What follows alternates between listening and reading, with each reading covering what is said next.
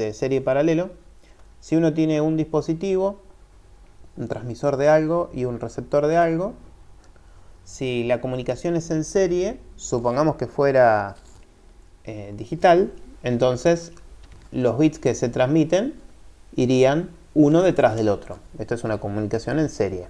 Hay 5 bits y van uno detrás del otro. Esto sería serie. En una comunicación en paralelo,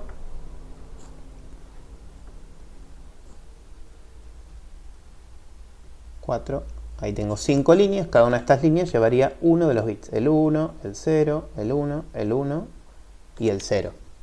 ¿Sí? Es decir, que en una comunicación en paralelo enviamos muchos bits juntos, simultáneamente, concurrentemente en el tiempo. Y en la serie no, enviamos uno detrás. Entonces, esta pregunta que está a propósito para poder discutir esto, esto sería paralelo, ¿no? En una comunicación en serie, si la tasa de bits por segundo sería de 1 bit por segundo, entonces, si contamos solo el tiempo que tardamos en transmitir cada uno de los bits, en el caso de la comunicación en serie tardaríamos 5 segundos. Y si suponemos que cada una de estas líneas que está acá tiene una tasa de 1 bit por segundo, entonces en 1 segundo, porque estoy transmitiendo las 5 a la vez, este bloquecito de 5 bits fue transmitido hacia el receptor. Entonces, inicialmente, si uno aprende esto por primera vez o lo mira medio, digamos, inocentemente, podría pensar de que las comunicaciones paralelo son más rápidas que la serie. Y eso efectivamente es cierto si uno lo piensa analizándolo así muy simplificadamente como hicimos nosotros. Pero la realidad es que si nosotros pensáramos en la cuestión física de las comunicaciones, acá lo hice como si fuera con más zoom, este es el transmisor y este es el receptor, y por acá irían, por ejemplo, la misma combinación de bits que hablamos antes. Si esto nosotros lo tratáramos de construir físicamente, a medida que vayamos aumentando cada vez más líneas en paralelo, o que la cantidad de bits por segundo que querramos transmitir por cada una de estas líneas sea cada vez mayor, vamos a encontrarnos con un problema. Y el problema es que el bit que viaja por este cable se mete como ruido en los que están cerca de él. El bit que viaja por este cable se mete como ruido en los que están cerca de él. El bit que viaja por este cable se mete como ruido. Espera que se me murió el lápiz. Acá. Se mete como ruido en este, se mete como ruido en este se mete como ruido en este se mete como ruido en este se mete como ruido en este. Y entre las líneas, que van todas en paralelo, van todas juntas, la señal que viaja por un cable se mete como ruido en la del cable que tengo al lado, ¿no? Si lo quieren pensar en la antigüedad, cuando no sé, uno iba a un locutorio para hablar por teléfono, el locutorio son todas las cabinas que están separadas para que si yo hablo, lo que yo hablo no moleste al de al lado. Bueno, lo que estaría pasando sería algo así, pero desde el punto de vista electromagnético. La onda que viaja por un cable se induce parte de esa energía en la que está al lado. Y eso, para la que está al lado, es ruido. Entonces, a medida que queremos aumentar la cantidad de... ¿Lo oculto? Bien, depende del medio de transmisión también. El efecto va a ser mayor en algún tipo de transmisión y menor en otro. Este tipo de comunicación en paralelo, digamos, si lo hacemos con un medio guiado, un cablecito, hablando en criollo, depende de qué cable sea, este efecto va a ser mayor o va a ser menor. Se podrían blindar también. Podría ser en fibra óptica, que este efecto, digamos que estaría minimizado al punto de no existir. Parte de la luz de una fibra se escapa igualmente, por más que sea infinitamente pequeño. Lo mismo en un cable coaxil irradia parte de la señal que viaja por adentro hacia afuera. Por más que el efecto sea hiper recontra archi chiquitito, sigue existiendo. Si alguno es más viejo o le gustan las computadoras viejas, recordará de que los cables de los discos rígidos y de las lectoras, en la antigüedad utilizaba un cable que era paralelo, un cable plano, muy finito. Y si uno quería utilizar la máxima transferencia de ese bus para las unidades, tenía que conseguirse un cable que es de 80 pines. Y sin embargo, había cables que eran de 40 y uno lo podía enchufar en el mismo lugar, lo cual es sumamente contradictorio.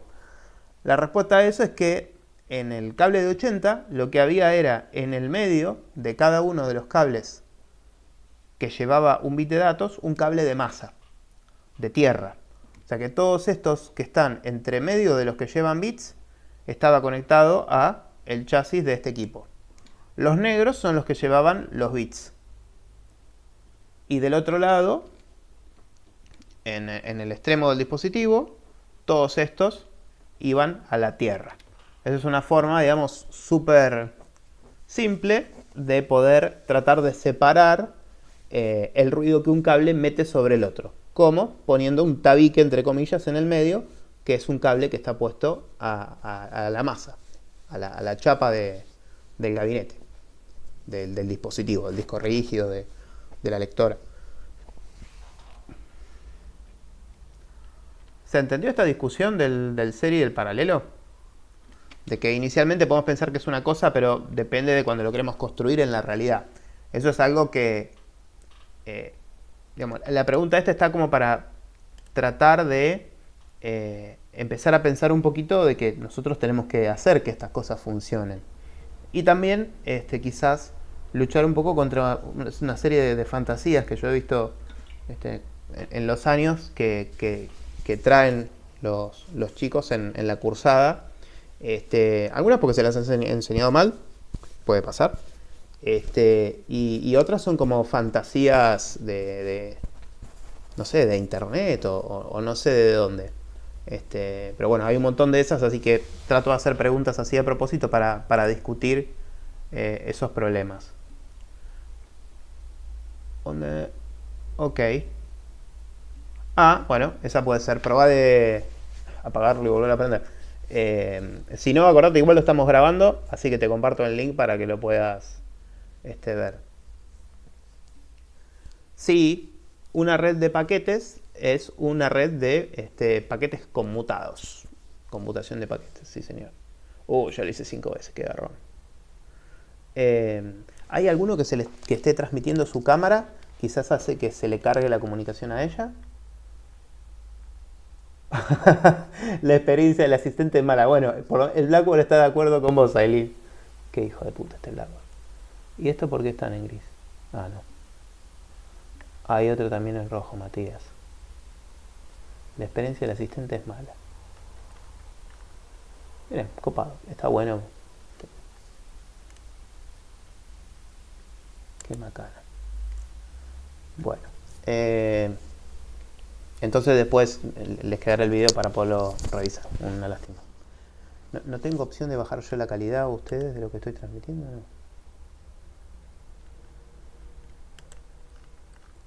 No, pensé que quizá podía bajar la resolución o algo así, pero no puedo hacer nada. Chat, alguien me escribió. Entonces, depende del medio físico si es rápido o no el paralelo. No, digamos, vos podés hacer el razonamiento y obviamente es más rápido el paralelo que el serie. El problema es que si vos lo querés construir, no es factible, porque cuando lo armás, te das cuenta que si querés aumentar la cantidad de bits por segundo, se te empieza a meter ruido en los cables de al lado y la comunicación se te termina rompiendo. Entonces no es una solución viable seguir poniendo más cablecitos uno al lado del otro. Nosotros en el presente barra los últimos 15 años, las comunicaciones más rápidas que podemos tener cotidianamente se dan dentro de nuestros equipos electrónicos. Por ejemplo, en la mother de la computadora. todos los buses de la computadora, salvo el bus de datos y el bus de direcciones del microprocesador, todos los otros son serie. Fíjate que los discos hace 15 años tranquilamente son todos SATA. El otro, ¿cómo se llama? El Hypertransport creo que es. También es un bus que es serial. El PCI Express, las X, viste que viene una X, 2X, 16X. Bueno, esas X son la cantidad de comunicaciones seriales que van por dentro de ese bus, ¿sí? Todas nuestras comunicaciones, las más rápidas, las fibras ópticas, por ejemplo, son todas comunicaciones seriales. No son en paralelo. Así que es una cuestión de querer llevarlo a la tecnología. Digamos que en una simulación que no contemple la física o en una cuenta que uno puede hacer, se puede engañar y llegar a una conclusión incorrecta. Hay medios que van a ser más susceptibles de este problema y hay otros que menos, ¿no? En la fibra óptica esto no pasaría. O en un cable que esté súper recontramallado no pasaría. Pero sí, el problema existe siempre. Bueno, esa es la pregunta 1. Esta la apliqué yo la clase pasada. Esta red por extensión, esto es súper fácil. Un algoritmo es un conjunto de pasos ordenado, importantísimo el ordenado, para resolver un problema. En la vida cotidiana nosotros usamos algoritmos para un montón de cosas. Cruzar la calle. Entonces yo voy caminando. Llego a la esquina, no sigo caminando, paro. Miro el semáforo. El semáforo está el muñequito para que yo pueda cruzar. Entonces cruzo. O el muñequito está para que no pueda cruzar. Entonces si no puedo cruzar, espero. Espero hasta que el muñequito me deje cruzar. Entonces me quedo. ¿Me deja cruzar? No. ¿Me deja cruzar? No. ¿Me deja cruzar? No. ¿Me deja cruzar? No. ¿Me deja cruzar? Sí. Bueno, me deja cruzar, entonces puedo cruzar la calle, ¿sí? Eso sería como un algoritmo que usamos. Un concepto de programación, el algoritmo, ¿sí? El audio, el video, todo.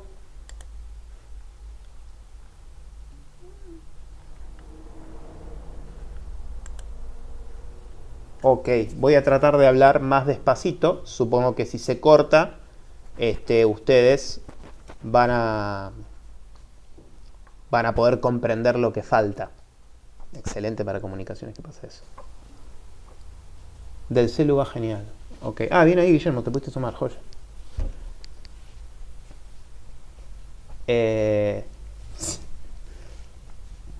Vamos a hacer remeras que digan yo amo Blackboard, así cuando volvemos a la cursada nos la ponemos todos. También funciona bien.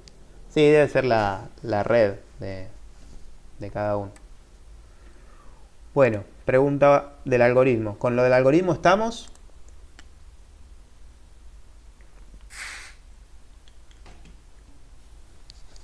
Bien, joya. Un protocolo sería un algoritmo, pero aplicado o aplicado específicamente a las comunicaciones. Es decir, un protocolo es un algoritmo para llevar a cabo una comunicación.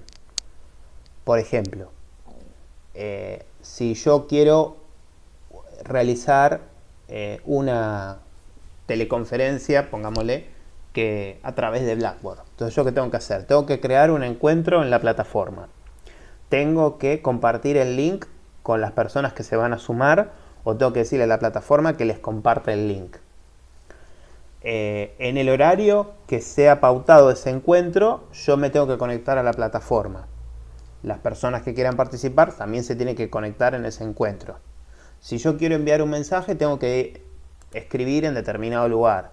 Si yo quiero enviar un sonido, tengo que saber que tengo que tener un micrófono para que pueda funcionar. Digamos, lo que yo debería hacer para que esto funcione bien sería todo lo que tendría que estar incluido en ese protocolo. En qué orden, qué cosa depende de qué, si pasa tal cosa tengo que hacer tal otra, si funciona mal, bueno, cierro el Blackboard y lo vuelvo a aprender, qué sé yo. Eso sería lo que especificaríamos como un protocolo para que esto funcione. Desde el punto de vista de usuario, ¿no? de la tecnología que está debajo.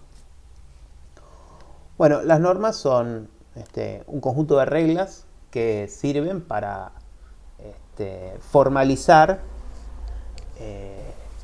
comportamiento en la sociedad, por ejemplo, que después se puede transformar en una ley. Y en el caso de las comunicaciones, las normas nos sirven para formar estándares que son los que utilizamos para ponernos de acuerdo entre todos. Entonces, si tenemos un estándar o una norma que dice que tal cosa se hace de determinada manera, entonces, Misael, ¿vos qué norma respetás? Yo respeto la norma 22. Bueno, si vos respetás la norma 22 y yo también, todos respetamos la norma 22, entonces ese sistema de comunicaciones va a funcionar. Ahora, si alguno usa la 22 y otro usa la 33, y no sé, dependerá de cómo funcione la 33 y la 22, si son compatibles entre sí o no. ¿Está bien? El hecho de que yo haga un dispositivo o algún software que cumpla con cierta norma, le da cierta garantía a los demás o cierta confianza, en cierto sentido, de que lo que los otros hagan para comunicarse con mi sistema, si respetamos toda la misma norma, debería funcionar. Bueno, un modelo es una representación de una cosa que tiene un ámbito, un alcance, que sirve para describir algo en ciertas condiciones. El modelo de caja negra, eso varios de los que me mandaron la pregunta lo habían hecho bien. La caja negra es un modelo que plantea de que no importa qué es lo que pasa en el medio. Esta es una caja negra, le entra algo y yo sé que para esa cosa que entre, cuál es la cosa que va a salir. Pero lo que está acá, no sé ni me interesa. Nosotros muchas veces para poder analizar algunas cosas de las comunicaciones, es como que uno se tiene que hacer el boludo. Tiene que decir, bueno, esto no importa, lo analizamos después. Pero ahora vamos a ver tal parte. Entonces explicamos cómo funciona una parte, creyendo de que todo lo otro se resuelve automáticamente. Después, cuando vamos metiéndonos cada vez más adentro de esa caja negra, vamos a ir analizando cómo funciona cada una de las partes en detalle. Como yo les dije en la primera clase, en comunicaciones todo está relacionado con todo y todo funciona junto. Entonces tratar de explicarlo por separado es un problema. Y a veces lleva a que se transforme en una dificultad adicional para entenderlo.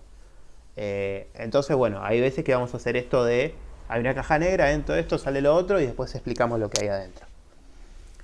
Bueno, el ITU y el IETF son organismos que estandarizan cosas de las comunicaciones. El ITU desde las telecomunicaciones en general y el IETF es la fuerza de trabajo, la fuerza de tarea de trabajo de Internet, de ingenieros de trabajo de Internet. Y bueno, ¿de qué se encarga? Se encarga de hacer los requests for comment y mantener la infraestructura desde el punto de vista de las normas de Internet. A esas normas, pongámosle, le llamamos request for comment, que en realidad son como sugerencias de cómo las cosas deberían funcionar. Y después, por ejemplo, el ITU o otros organismos, ISO, IEC, puede hacer estándares basados en esos request for comment. El RFC 2549 es un request for comment que es un chiste para el Día de los Inocentes de Yanquilandia, que es de llevar paquetes por palomas mensajeras. Lo puse como en chiste, pero a la vez para que vean la estructura que tiene un request for comment. Es un documento así duro de TXT plano y tiene una estructura, digamos, homogénea. Siempre tiene no sé, un autor, una fecha, versiones, revisiones, un índice. Es una estructura homogénea. Lo puse medio en chiste, pero para que vean cómo es un request for comment cualquiera. Bueno, el ISO, Instituto de Estandarización, este estándar es el del modelo OSI. El modelo OSI lo habíamos explicado en la clase pasada, vimos las capitas. Tenían el video acá abajo, me parece, lo que hicimos. Sí, creo que yo sí, acá está.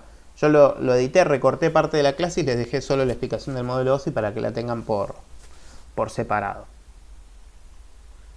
Bueno, esto sería como para darle un cierre a una parte de la primera clase.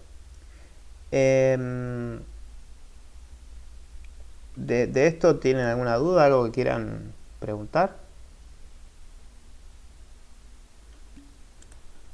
¿No? ¿Vamos bien? Genial.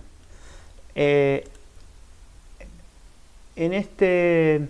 esta primera clase, yo acá les dejé una lista de videos para que vean. Hay una lista que es de sincronismo, que en esta guía no hay ninguna pregunta de sincronismo. Sincronismo lo vamos a retomar una clase más adelante para explicar un problema de las redes. Así que tenganlo visto y en la cabeza para ir digiriéndolo. Bueno, vamos a arrancar con la clase número 2.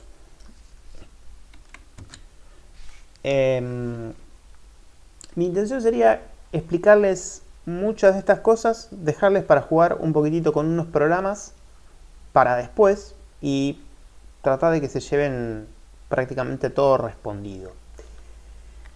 El objeto de la clase 2 es que ustedes entiendan algo que siempre responden mal en los exámenes, que es el ancho de banda y la relación que hay entre el ancho de banda y la capacidad de un sistema de comunicaciones. Es algo que la verdad que siempre se habla mal, digamos, coloquialmente se suele hacer referencia a capacidad y ancho de banda como si fueran la misma cosa, y no lo son. Y la verdad que todos vienen de alguna carrera relacionada con las comunicaciones o con la informática. Yo considero que es súper importante que tengan claro qué es una cosa y qué es la otra cosa. Están archi recontra relacionadas, pero no son lo mismo, ¿sí? Así que bueno, el fin de la clase de hoy es poder redondear en la cabeza esa idea y tener algunas cosas de vocabulario de las comunicaciones. Muy común, que se repite siempre, para que entiendan cuando vean en algún manual, en algún equipo, esas palabras, que entiendan qué son. Así que vamos a arrancar con esto.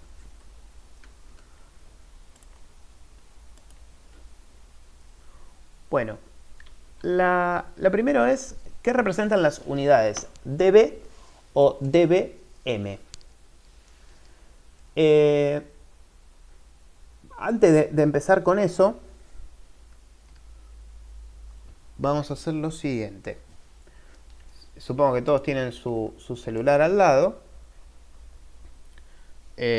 Vayan a, lo voy anotando acá, ajustes, que sería la ruedita. Dentro de ajustes, vayan a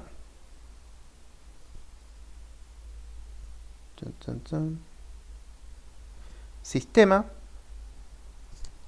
ajustes, sistema, y ahí donde dice acerca del dispositivo,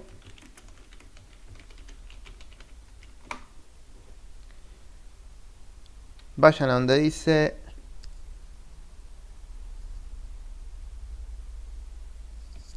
estado, y dentro de estado, estado de SIM. Y ahí van a encontrar un lugar que dice potencia de la señal, y por ejemplo en mi caso me dice menos 113 dBm. Esos menos 113 dBm es la potencia de la señal que está recibiendo mi teléfono. Ahí acabo de ver una pregunta que salteé. Es verdad que hoy el modelo OSI está en segundo plano porque existen protocolos más flexibles. El modelo OSI no es un protocolo, es un modelo para representar las comunicaciones. Es un modelo estructurado que fue pensado hace más de 30 años y se sigue usando para describir los protocolos respecto de las capas y las tareas que funcionan. A veces se usa el modelo TCP/IP para simplificar todos los detalles que tiene el modelo OSI que uno no le interesa. Por ejemplo, si uno está haciendo un software, quizás hablando del modelo TCP/IP, se las arregla y no precisa entrar en el detalle del modelo OSI. Bien, el ASU es una forma que creo que inventó Google para cuantificar el nivel de señal que tiene el teléfono. Por nada. Bueno, todos habrán visto un valor de potencia de la señal en dBm. Por ejemplo, menos 113 es un valor relativamente chiquito. Si alguno llegara a tener menos 60, menos 60 y pico dBm, ese, como es un número negativo, es el que mayor potencia está recibiendo desde la señal desde la torre de telefonía, ¿sí? Menos 113 es más chico que menos 60. Como es negativo, cuanto más cerca del 0 es más grande, ¿no?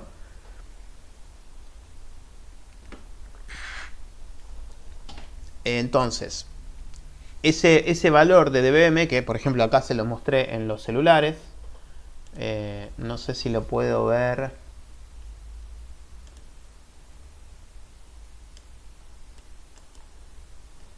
Pero, qué pelotudo.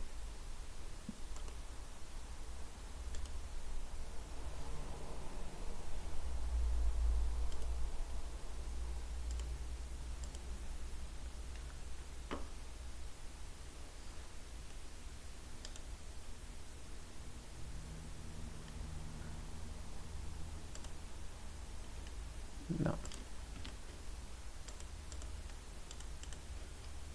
No, estaba buscando en la configuración del Wi-Fi y como un bobo, en vez de fijarme LS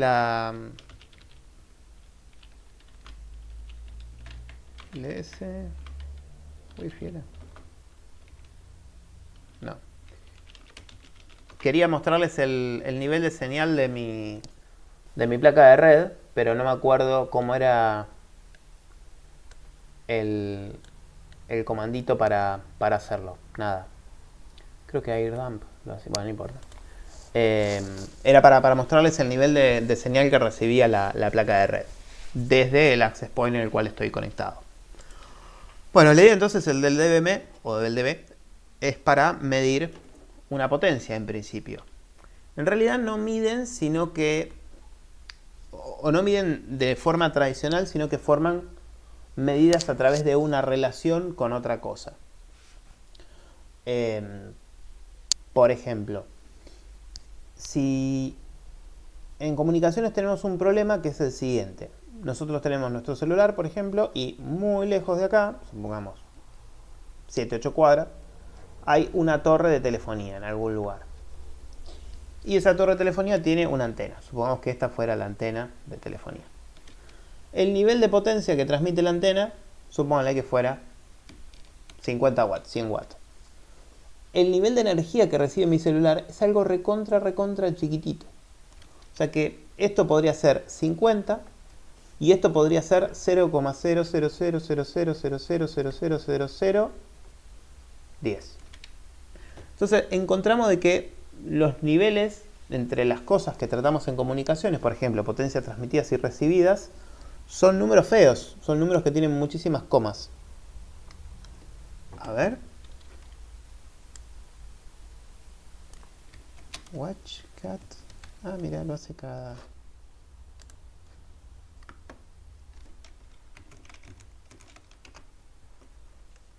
Uy, qué copado. Bueno, me dice Quality Link Level. Supondría que es el menos 60. Es un valor razonable. Copado, un archivito wireless de NEC. Sí, menos 57, ahí un poco mejor. Genial, está bueno. Gracias, Agustín. ¿Cómo funcionan entonces los dB? Tenemos distintos tipos de dB. Tenemos el dB solo y tenemos el dBm. Si yo tengo una potencia en dB, para obtener esa potencia en dB, hacemos la siguiente cuenta. 10 por el logaritmo base 10, de la misma potencia, pero que medimos en watts, vamos a poner en unidad, la misma potencia, pero que medimos en watts, dividido un watt. O sea, el dividir una cosa con otra es medirla pero de forma relativa. Es como las unidades inglesas. ¿Cuánto mide tu auto de largo? Y mi auto mide de largo 15 pies. Así, ¿cómo me carajo medí con un pie? Entonces, ¿qué es un pie? ¿No? Bueno, hay que estandarizar. Un pie son tantas pulgadas, tantos centímetros. El utilizar una unidad como referencia es una forma, digamos, de medir indirecta. Uno está midiendo relativo a algo. Siempre que uno mide de esa manera, ¿sí? La idea que utilizan los dBs es fijarse no cuánta potencia es, sino cuántas veces más potencia que un watt tengo. O sea, no es que mido, vos tenés 50 watts, vos tenés 20 veces más potencia que un watt, ¿sí? Es una forma de medir relativo a un watt. Esto para el caso de los dBs. Entonces yo tengo un equipo que, supongamos, el equipo transmite 5 watts. Entonces, para saber cuánta potencia es en dB, yo tengo que hacer 10 por el logaritmo base 10 de 5 watts dividido 1 watt. Obviamente, watt con watt se va y ya esto no tiene dimensión, ¿sí? Entonces me queda la potencia en dB es 10 por el logaritmo base 10 de 5 dividido 1, o sea, 5. Y esto debe ser 0,40 y pico. A ver.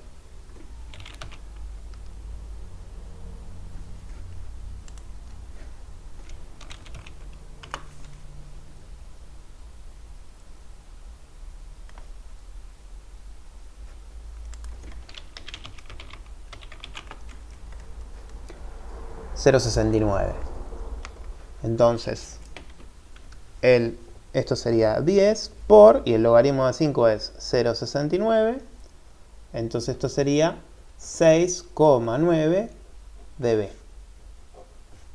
Entonces yo tengo un equipo, mi equipo tiene, pongámosle una antenita, podría transmitirlo por un cable, transmite 5 watts de potencia. O, que es lo que va a decir el manual en realidad, la potencia que el equipo transmite es 6,9 dB. Si yo veo algo en dB, tengo que saber interpretarlo. Tengo que decir, es 6,9 dB, significa que es cuántas veces más grande que un watt. Entonces tengo que hacer la cuenta al revés. Tendría que decir 6,9 es igual a 10 por el logaritmo base 10 de la potencia que ahora quiero calcular, que sería mi incógnita, dividido 1 watt. Entonces paso dividiendo el 10, o divido por 10 de los dos lados, que sería mejor. Tengo 10 logaritmos, entonces hago la exponenciación, o sea, 10 elevado a 6,9 dividido 10, y del otro lado 10 elevado al logaritmo base 10. Logaritmo base 10 con 10 elevado a se va porque es la operación opuesta. Entonces me queda, sigo acá arriba, borro esto. Me queda que la potencia es 10 elevado a la 6,9 dividido 10. Esto sería 10 elevado a la 0,69 y esto es igual a 5. ¿5 qué? 5 watts, pues esta potencia es en watts.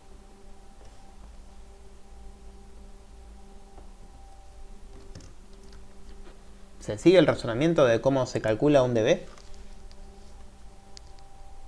Bien. El dB no tiene un sentido lógico. Bueno, sí lo tiene, pero no es algo. Está bien, es un invento del hombre. Un chabón Bell se le ocurrió decir, pará, esto es muy grande y esto es muy chico. ¿Cómo puedo hacer para achicar las cosas grandes y agrandar las cosas chicas? Bueno, con el logaritmo. Fíjense, hacemos logaritmo de x. Esto que está acá es la función logaritmo de x. Tengo que limpiar la pantalla. Los números chiquititos, cuando yo los paso por el logaritmo, me van a dar números más o menos comunes. A medida que yo empiezo a tomar números cada vez más grandes, el logaritmo no sigue creciendo con la misma tasa que antes. Se empieza a achanchar, se va achatando. Entonces, a medida que yo voy creciendo con un número, el logaritmo es un número más grande. Por ejemplo, el logaritmo de 10 me da por acá. Cada vez va a ser más grande, pero el crecimiento que tiene el resultado de hacerle logaritmo a algo es cada vez más chico. Entonces, las cosas grandes, vamos a decir grandes estaría, tomo como referencia el 1 si quieren.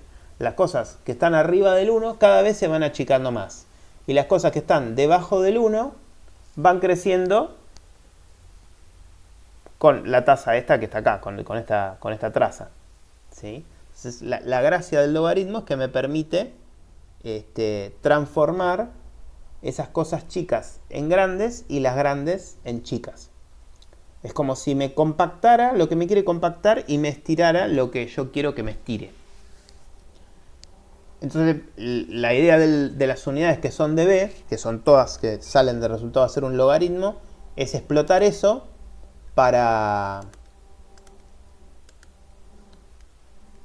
poder tener números que estén entre menos 100 y más 100, en vez de tener números que están 0,00000 y números que están en las centenas o decenas o miles. Ese sería el dB. El dBm es como una familia, ¿no? Son todos parecidos. El dBm, que es lo que medía el celular, es, en vez de referido a un watt, es referido a una potencia más chica. Entonces, nuestra potencia medida en watt, nos vamos a fijar cuánto más grande es que 1 por 10 a la menos 3 watts. O sea, esto que está acá sería 1 miliwatt, la milésima parte de un watt. El otro era dividido 1 watt y esto es dividido 1 por 10 a la menos 3 watts. O sea que es cuántas veces más grande respecto de 1 miliwatt es lo que vos estás queriendo representar. Es una unidad, el dBm, para medir potencias más chiquitas que el dB. ¿Sí? Nuestros dispositivos de comunicaciones generalmente reciben valores muy muy chiquitos, entonces es muy común utilizar el dBm para representar las potencias transmitidas o recibidas por los valores chiquititos que se manejan. Piense que una placa de red de una computadora sería raro de que transmitiera más de un watt, porque hay una norma para que no lo haga. Entonces, transmitiendo un watt, que es re poquito, la energía que puede llegar a otro dispositivo o un access point es muy poquito también. ¿Sí? Bueno, eso les pasé para que, como una introducción de los 2 dB más típicos. Después vamos a hacer ejercicios donde vamos a tener que utilizar esto. Les pasé acá un documento que es de un fabricante de equipos de comunicaciones, de instrumental, para que está re bueno. Les explica toda la familia de los dB. Pego en la chusmeada para terminar de cerrar un poco la idea de lo que dB es. Uy, yo me fijo.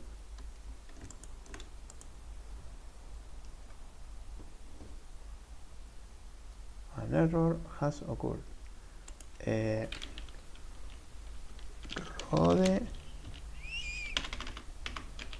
Rode Schwarz dB or not dB.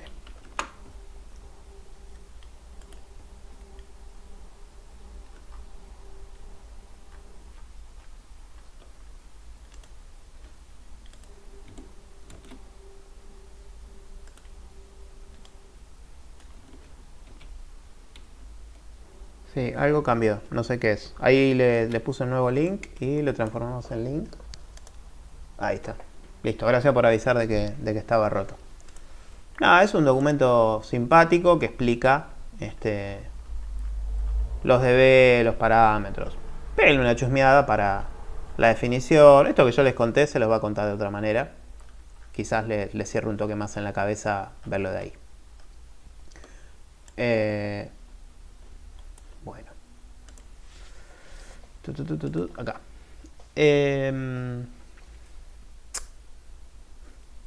Este link, a ver, no me acuerdo ahora. Quedé con la paranoia si funciona o no. Bueno, este link es referido a las potencias, sus celulares. Si ustedes se fijan en el manual o en el PDF del manual del fabricante, les dice que cumple con una norma que se llama SAR y otra que no me acuerdo ahora cómo se llama, que especifica cuál es el límite de potencia máximo que el teléfono puede transmitir. ¿Por qué? Como nosotros nos lo ponemos al lado de la cabeza cuando hablamos por teléfono, hay un límite, consensuado sobre el cual es la mayor cantidad de energía que puede transmitir ese equipo cuando nosotros nos lo pegamos a la cabeza. Y bueno, ahí, por ejemplo, el límite sería un watt, ¿no? Entonces, el cuantificar la potencia de los equipos de las comunicaciones nos sirve para un montón de cosas. Por ejemplo, cuál es la distancia más larga que yo me puedo comunicar, o en este caso, por ejemplo, cuál es la máxima potencia que un celular puede transmitir cuando una persona habla por teléfono. Este software permite simular el campo electromagnético de un dispositivo de comunicaciones, en este caso sería de un celular, y el rojo sería la mayor cantidad de energía, y a medida que voy yendo hacia el azul es una energía menor.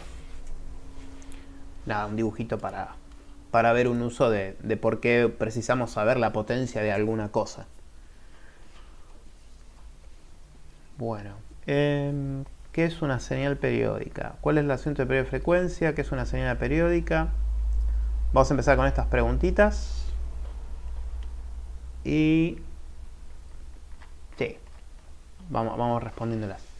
¿Qué es una señal periódica? Bueno, nosotros en comunicaciones o en ingeniería solemos utilizar las señales como una forma de describir, por ejemplo, una onda, o describir la información que queremos transmitir. Y eso obviamente lo asociamos a una función matemática para poderlo representar.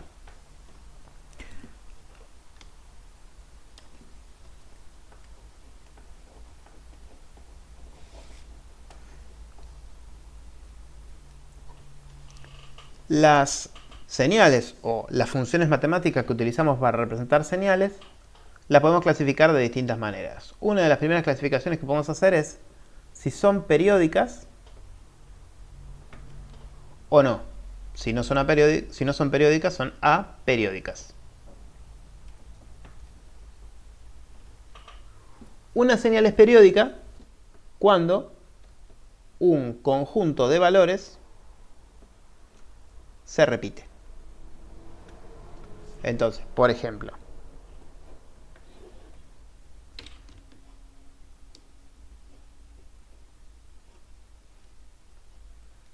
yo acá dibujé una línea en azul y ustedes podrían agarrar, por ejemplo, este punto y decir, este punto se repite acá, este punto se repite acá, este punto se repite acá, este punto se repite acá, este punto se repite acá, este punto se repite acá, este punto se repite acá, este punto se repite acá, este punto se repite acá, este punto se repite acá, este punto se repite acá, y este punto ya lo consideré. Entonces, desde acá hasta acá tengo un conjunto de puntos que se me repitió.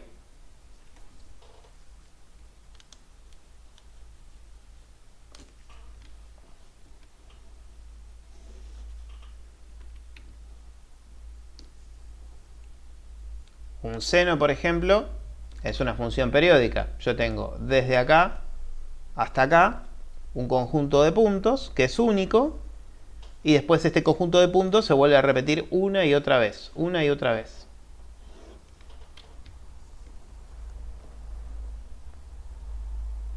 Esto puede ser el clock de un microprocesador, por ejemplo, ¿no? Un conjunto de bits que es 1, 0, 1, 0, 1, 0.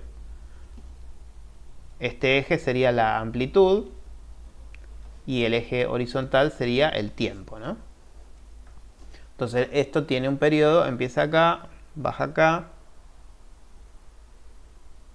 y llega hasta ahí. Entonces esto que está acá luego se repite. Estas serían señales periódicas. Este conjunto de valores que vemos que se repite lo llamamos periodo. O sea, de acá a acá yo tendría el periodo. Como la letra T mayúscula, representamos el periodo. El periodo del seno sería de acá a acá. T, periodo. Lo medimos en segundos al periodo. Una señal aperiódica es una señal que no se repite. Entonces, por ejemplo, podría tener... Se me escapó.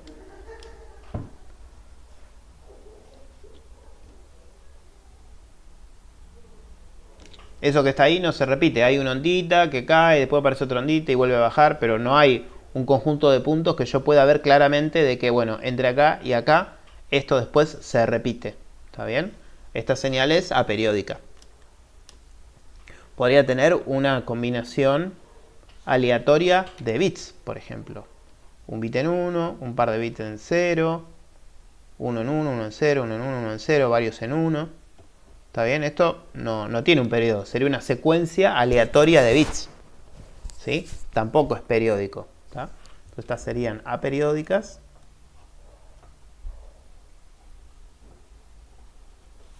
Y estas serían periódicas.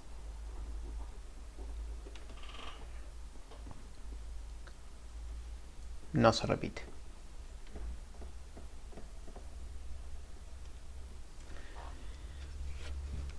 Eso como clasificación de periódicas y aperiódicas. Nosotros usamos de las dos.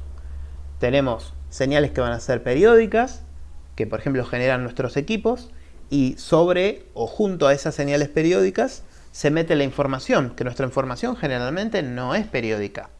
Por ejemplo, si yo leo un libro, no se repiten las páginas, o no se repiten los renglones. Entonces, si yo estoy hablando, por ejemplo, desde que empezamos la clase, no estoy repitiendo lo mismo una y otra vez. O sea que generalmente la naturaleza de la información suele ser algo aperiódico. Entonces tenemos de las dos cosas, periódicas y aperiódicas.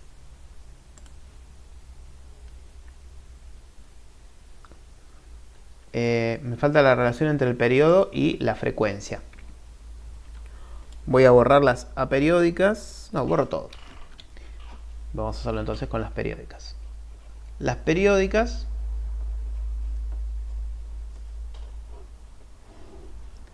por ejemplo el seno, que es algo súper común que todos tienen visto. El conjunto de valores que se repite, yo lo puedo tomar en cualquier lugar. Empecé desde el principio, pero es lo mismo. Este sería el periodo. El periodo dura de acá hasta acá. En el tiempo dura, ¿no? Podría ser el espacio, no importa, es matemática. Los ejes lo podríamos cambiar. Lo usual es el tiempo. Esto que está acá es el periodo. Entonces, periodo se mide en segundos. La frecuencia, que es algo que nos interesa un montón en comunicaciones para caracterizar a las cosas, es el número de periodos en un segundo. ¿Cuántas veces se repite el periodo en un segundo? Eso es la frecuencia. Entonces la frecuencia la podemos calcular como 1, que sería el segundo, dividido t, que es el periodo. Este t tiene unidades de segundo. Y este 1 sería la referencia que tomamos. ¿Cuántos t's entran en un segundo? Y a esta cuenta que hacemos, que la llamamos frecuencia, decimos que tiene unidad de 1 sobre segundo. La unidad de 1 sobre segundo es el hertz. Nosotros, por ejemplo, en nuestra red eléctrica, la forma de onda que tiene la señal es de 50 Hz. O sea que esta ondita, si yo la mirara en un enchufe, con un equipo, en un toma eléctrico, lo virara con un equipo, vería de que esta onda que sube y que baja, vería de estas onditas, si midiera durante un segundo, si todo esto fuera un segundo, adentro tendría 50 de estas onditas. Por 50. ¿Cuántas de estas onditas me entran en un segundo? 50. Eso sería la frecuencia de una señal periódica.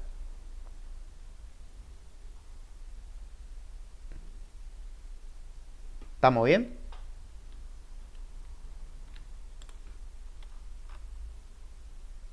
¿Sí? Joya. La siguiente pregunta es sobre en una señal aperiódica, o sea que no tiene periodo, ¿cuál sería el periodo de una señal aperiódica? ¿Y cuál sería la frecuencia de una señal aperiódica? Si no se repite una señal aperiódica, entonces periodo no tiene. Vamos a hacerlo así. Hacemos un dibujito. Supongamos que esta fuera la señal aperiódica.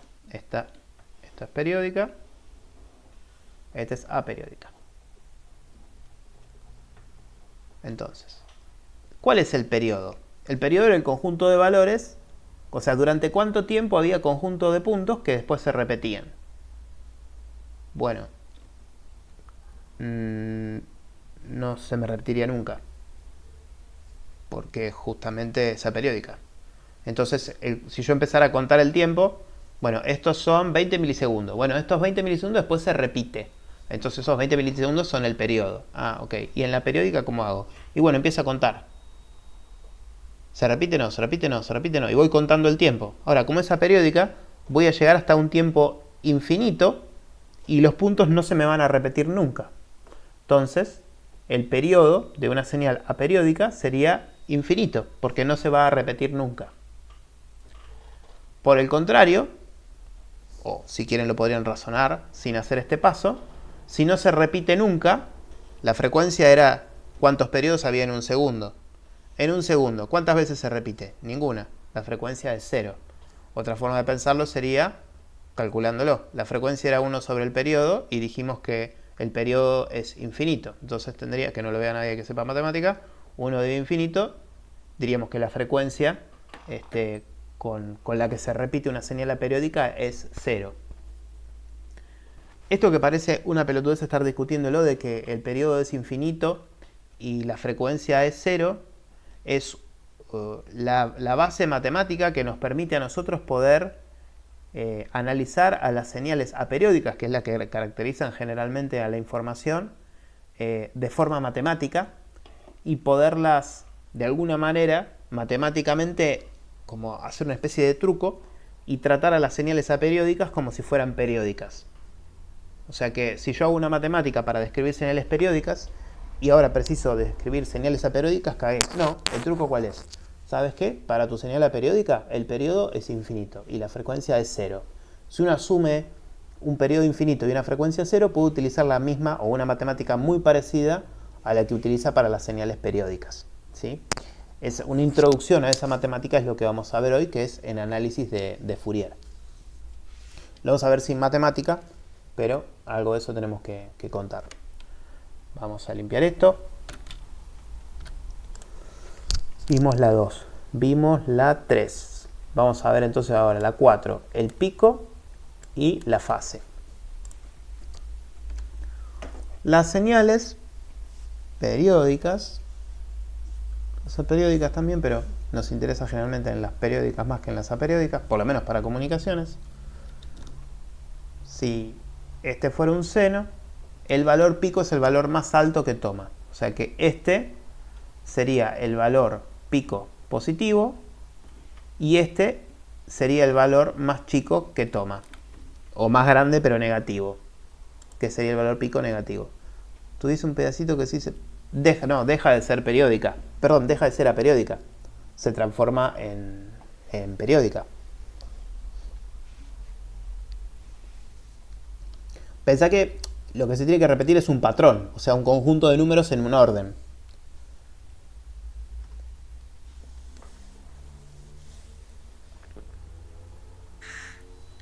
En matemática hay cosas que... o señales en la naturaleza que tienen una naturaleza pseudo aleatoria. Esas señales las llamamos estocásticas. Señales estocásticas como que tienen una parte de aleatoriedad y tienen una parte de periodicidad. Pero bueno, es una cuestión más profunda en cuanto al grado de conocimiento que precisamos para esta materia, ¿sí? Según qué carrera estudies vas a ver un poquitito sobre eso o no. Entonces teníamos el valor pico y me faltaba la fase. Cuando nosotros hablamos de fase, que es algo súper importante en comunicaciones, por ejemplo, si una señal se desfasa respecto de otra, puede interferirle y puede romper la información. En una fibra óptica, las distintas ondas, si viajaran con una fase distinta, Eso haría de que para una distancia máxima se nos rompa la onda que queremos transmitir entre sí. Y eso nos limitaría la máxima velocidad que podemos transmitir en la fibra. De hecho, ese es el límite.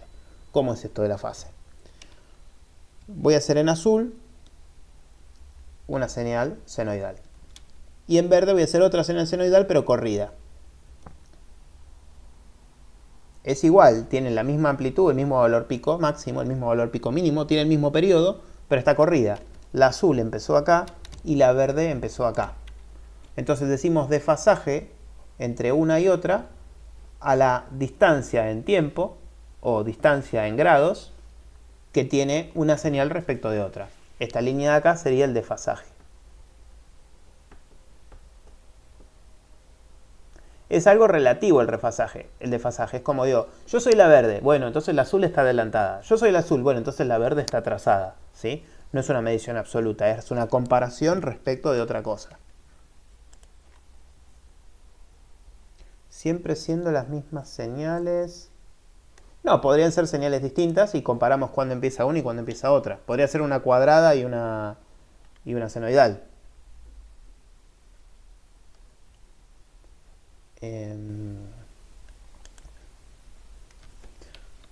Borramos. Bueno, acá tenemos dos preguntas. Dibuje dos señales periódicas no senoidales analógicas.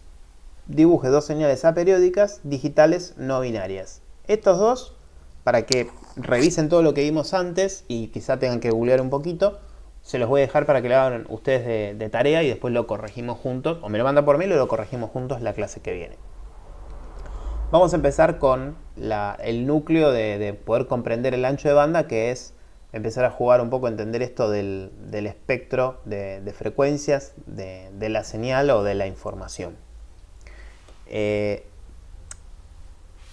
Esta actividad yo la había planteado para hacer en clase, entonces la propuesta sería de que una persona utilice una aplicación, la otra persona utiliza otra aplicación en los celulares, ¿no? Entonces, el que tiene una aplicación va a ver el espectro de lo que está generando la otra aplicación. Y les propongo acá hacerlo con un par de señales. Esto estaría bueno que quizás lo hagan ustedes en sus casas. Yo se los voy a mostrar con mi computadora. Este es un programa que se llama Audacity, es recontra mega hiper conocido, que sirve para editar o hacer procesamiento de audio, ¿no? Si yo toco este botón rojo, va a empezar a grabar mi voz. Ustedes lo que están viendo acá en este momento es lo que yo estoy hablando, ¿sí? Por ejemplo, ahí lo paré, entonces deja de grabar. Sin embargo, si yo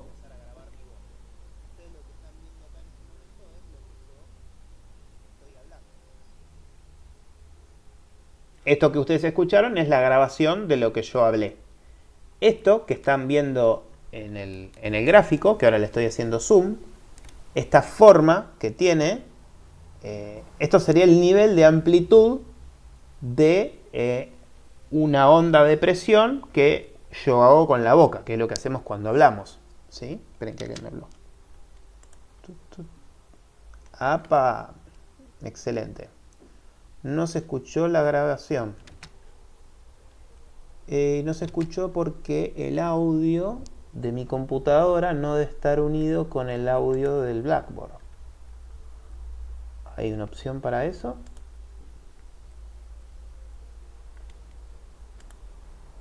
Volumen del altavoz.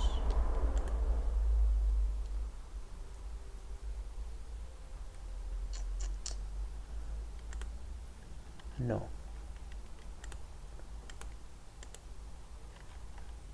Ok.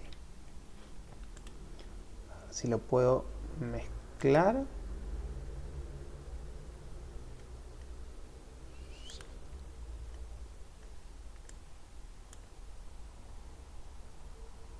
No. Entonces lo que puedo hacer es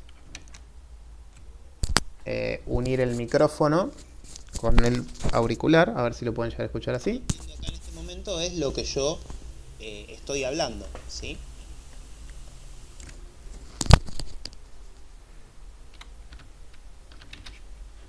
¿Ahora escucharon? Sí, sí, totalmente.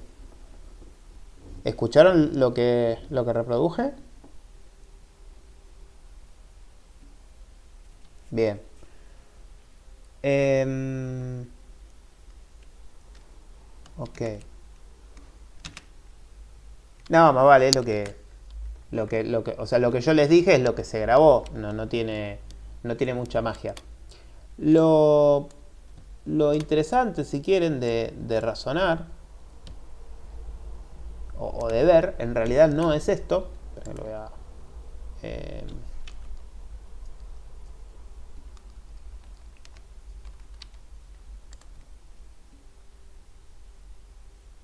sino es ver la forma que esto tiene, que no es un seno, pero como que tiene... Uy, me están hablando.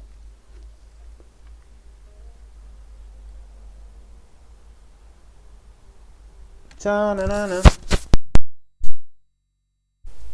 ¿Ahí me escuchan?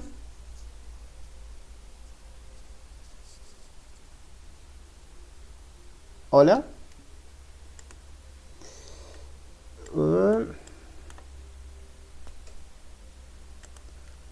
¿Hola? ¿Hola?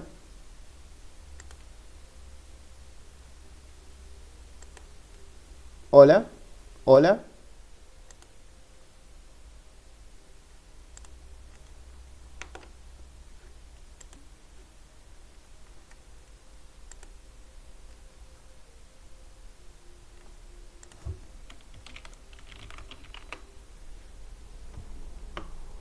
¿Todavía nada?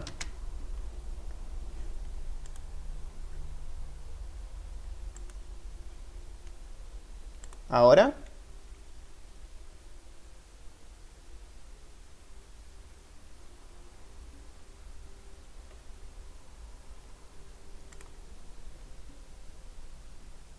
¿Ahora sí? Qué cagada. ¿Y en qué momento lo cancelé yo? Qué bobo. Bueno. ¿O será que lo mutea cuando abro el Audacity? A ver. No. Hola, hola, hola, hola, hola, hola. Bueno, entonces. Sí, sospecho de que cuando cambié el Audacity. No, pero ahora no lo hizo. Bueno, no importa. Eh, lo que le quiero mostrar de esta onda que acá están viendo en el tiempo es el espectro. Tiene una opción que se llama dibujar espectro y que hay que seleccionar la señal que uno quiere que le dibuje el espectro. Está tomando el pelo. Eh, ahí está. Esto que está acá dibujado es una foto, digamos, de el espectro de mi voz. ¿Sí? Si se fijan, la escala está, oh sorpresa, en dB, el eje Y, y el eje X está en Hertz, que sería la frecuencia. O sea que lo que está analizando este gráfico es, para cada una de las frecuencias que podríamos descomponer a la voz, en este caso que sería mía, estamos viendo un valor de amplitud en cada una de las frecuencias. Esto sería propio del timbre de mi voz. ¿Sí? Si otro de ustedes dijera exactamente una misma texto, leyéramos todos un mismo texto, la forma que tiene esto va a ir cambiando, pero para uno mismo se repite. Sería como el timbre, como un instrumento musical, ¿no? Uno tiene un violín, una guitarra, un piano y suenan todos distintos, pero yo agarro un montón de guitarra y todas las guitarras van a sonar más o menos parecido, o sea, van a tener esta distribución parecida. Todos los pianos van a tener esta distribución parecida. Ese sería el timbre del instrumento. En este caso sería el timbre de mi voz, cómo está distribuida la energía en las distintas frecuencias cuando yo hablo. Tiene que ver con la forma de mi cráneo, de mi garganta, de las cuerdas vocales. ¿Está bien? Los picos serían lugares donde tengo, donde en lo que yo escribí es donde más energía hay. Por ejemplo, a ver si esto...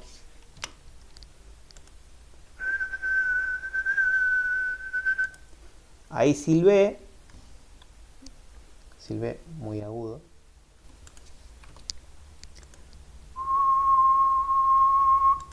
Eso debería ser una señal de 1 kHz aproximadamente. Vamos a ver si funciona bien como generador de señal de yo. Ahí está, ¿sí?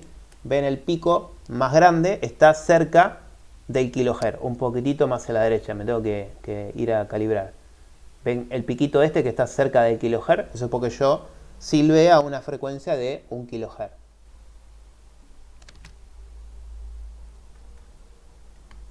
Sí. Porque se usa mucho y la tengo grabada en la cabeza. Igual yo soy re sordo, ¿eh? No, de música no.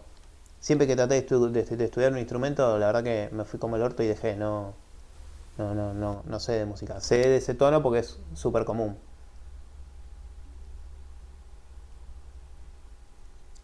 Eh, Hay programas que son afinadores, por ejemplo, ¿no? Que para el celular, que vos se lo pones, lo instalas en el teléfono y con tu instrumento tocas una nota y te dice qué nota tocaste. El afinador, la idea sería de que una nota musical es una frecuencia, por ejemplo, 440, creo que es Fa o La, que es la que se usa para afinar. ¿Cuál es? La, Fa, La, ahí está. Entonces, con 440 se afina determinada cuerda de, no sé, una guitarra. Entonces, el afinador lo que hace es, vos tocas la cuerda y te dice si es 440, 439, 441. Entonces vos lo vas ajustando, lo vas aflojando, para que cuando toques la cuerda te salga 440. Ahí está, La. Bien ahí. Entonces, hay personas que pueden afinar solo con su oído, no precisan un afinador, porque saben exactamente cómo tiene que sonar cada nota. Bueno, ese no sería mi caso. Yo sé solo 1 kHz. Claro, sí. En realidad el instrumento se sacude todo. Había un videito muy bueno, recopado, que habían metido, creo que era una cámara de alta velocidad o era un iPhone que grababa con mucho frame por segundo adentro de una guitarra, cuerdas de guitarra desde adentro, que estaba re lindo porque se veía como creo que era. Bueno, ven la forma que tiene la cuerda, está vibrando a una frecuencia, y esa frecuencia es la misma frecuencia que escuchamos con el oído.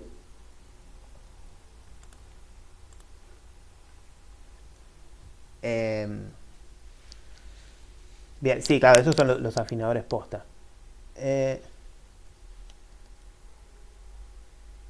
No, porque yo generé una frecuencia a propósito. O sea, puse la boca de una forma específica para lograr de que saliera un sonido a 1 kHz. Si vos te pones a practicar poder generar 1 kHz, vas a saber cómo tenés que poner tu boca y la lengua para poder generar esa frecuencia.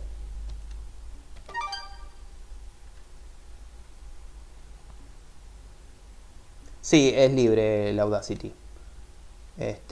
Yo acá en el Ubuntu lo instalé directamente desde el coso del cosito naranja. ¿Cómo? Puta. El gestor de paquete, no me acuerdo cómo se llama. Software, no sé qué cosa. Estaba buscando un analízar de espectro porque como en Palermo hay Windows en las computadoras, yo el que tengo guardado en el Drive era para Windows. Y me puse a buscar alguno que tuviera analizador de espectro y este programa que es conocido lo tenía, así que me lo instalé. Bien, perfecto, los armónicos. Vamos yendo para ese lado. Si nos fijamos acá en el Audacity, como alguien me hizo notar, que está buenísimo, ¿dónde están los armónicos? Bueno, los armónicos están cerca de las frecuencias que son múltiplo del original. Si se fijan acá y prestan un poquitín de atención, los van a encontrar.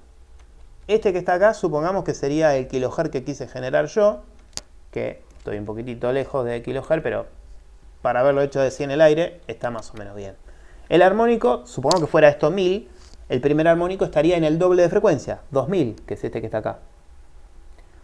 Y el tercer armónico en 3000. Y el cuarto en 4000, que estaría por acá. Y el quinto en 5000, y así sucesivamente. Ahora, ¿qué pasa? depende qué tipo de señal haya yo generado, si fue un seno puro o no, van a ser los múltiplos, los armónicos que yo tenga. Si bien esto es más o menos finito, o sea, este pico que está acá es más o menos finito, probablemente yo no haya generado un seno perfecto, ¿sí? Como sí lo podemos hacer con un generador o con algún instrumento específico para generar eso. Por ejemplo, se usa diapasón. Un diapasón sería la horquilla así de metal que cuando vos le das un golpe, según el metal con el que está hecho o el material con el que está hecho y la geometría que tiene, genera un sonido particular.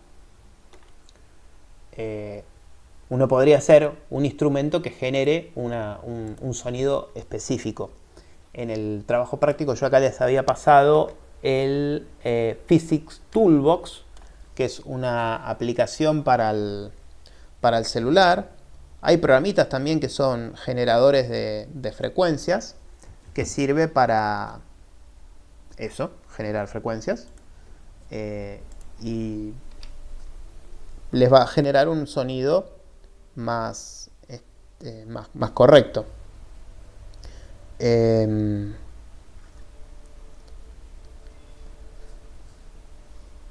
Generador de tonos. Yo ahí ahora les voy a generar ese tono, pero con el celular en vez de silbando.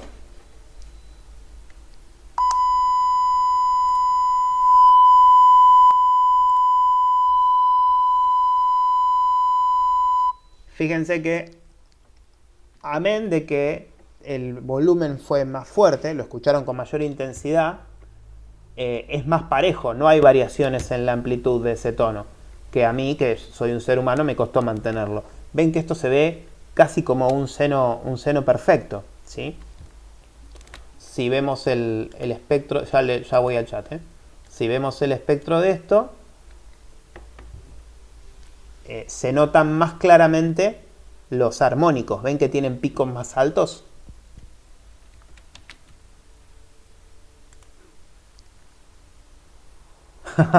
Los maté a todos, perdón.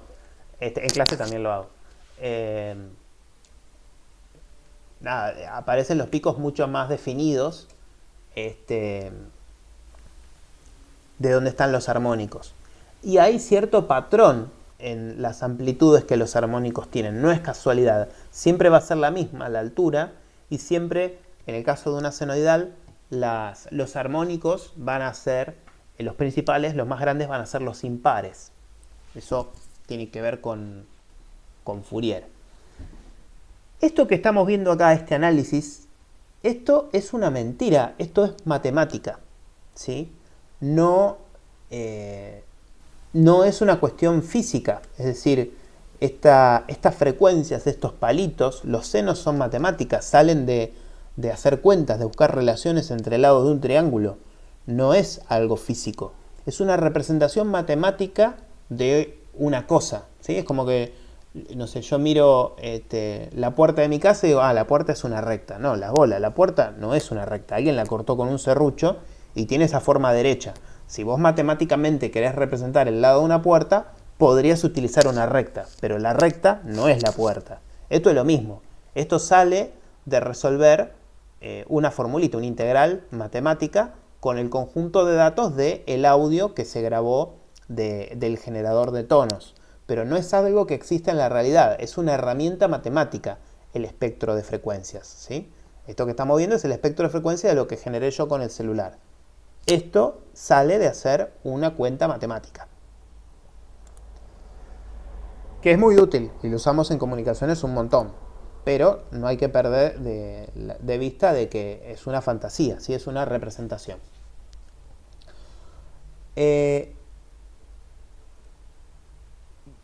El osciloscopio sería lo que estamos viendo en el Audacity, que es en el tiempo. En el tiempo sí es verdadero, es una medición en el tiempo. Espera que... Ahí. Hola. Esto que está acá, si yo le hago zoom, esto es lo que verías vos en el osciloscopio si conectás un micrófono al osciloscopio. Eso existe de verdad, es la variación de de presión que generas con la boca, bueno, como se llamen, para hablar, con las cuerdas vocales, la garganta, etcétera, etcétera, etcétera. Vos generás eso y el micrófono lo lleva a una señal eléctrica. Y eso lo ves en el osciloscopio. Eso es de verdad, eso no es mentira. Ahora, si eso lo metieras en un analizador de espectro de audio, eso sí es mentira. El analizador de espectro de audio es un equipo electrónico o un programita que hace matemática. La matemática se puede hacer por hardware o se puede hacer por software y te muestra estos palitos. Otra vez me lo olvidé de elegir. Te muestra estos palitos. Estos palitos que te mostraría un analizador de espectro de audio, lo puede hacer por hardware, lo puede hacer por software, pero lo que está haciendo es matemática. Esto es matemática, no es verdad.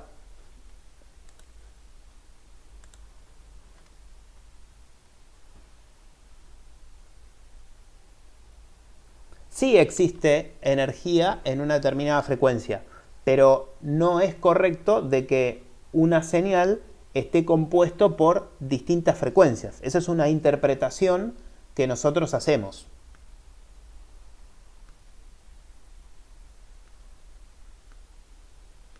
Cuando yo hablo, no estoy generando un conjunto de frecuencias para hablar. Yo hablo y el señal o el mensaje que yo genero tiene representado matemáticamente un conjunto de frecuencias, ¿sí? Es una representación. Pero obviamente sí, hay distinta cantidad de energía en esas frecuencias que nosotros inventamos para caracterizarlo.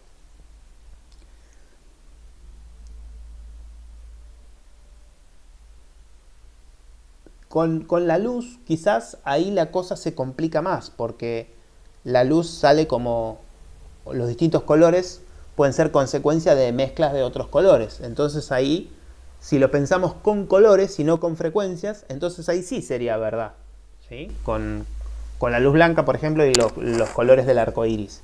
Todos esos colores están adentro de la luz blanca. No es una mentira, no es una representación matemática. El color existe, es verdad. Y hay una distinta distribución de energía en esos colores. En ese caso, no hacemos una operación matemática, sino que es verdad. La luz blanca tiene todos esos colores adentro. Esto vimos. Okay. Entonces, el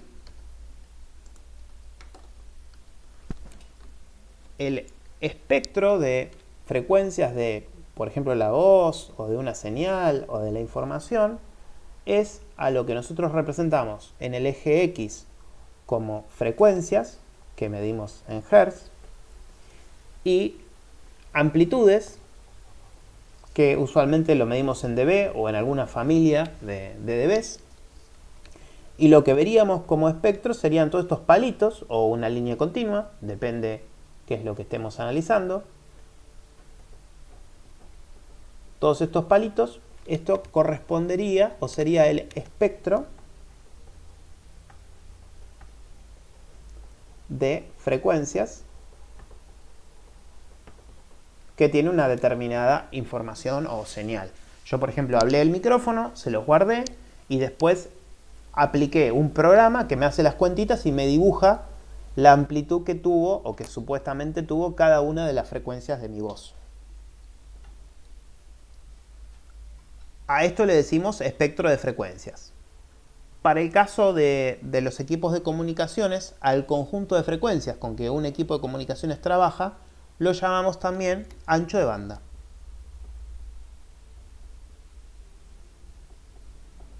El ancho de banda de un equipo sería cuántas frecuencias tengo entre la frecuencia más chica y la frecuencia más grande.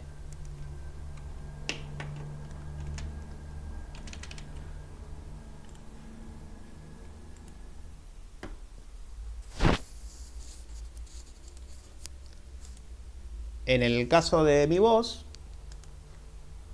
si yo les muestro el espectro, entonces ustedes dirían, bueno, acá tengo entre 40 y pico, 50 Hz hasta 20.000 Hz o 20 kHz.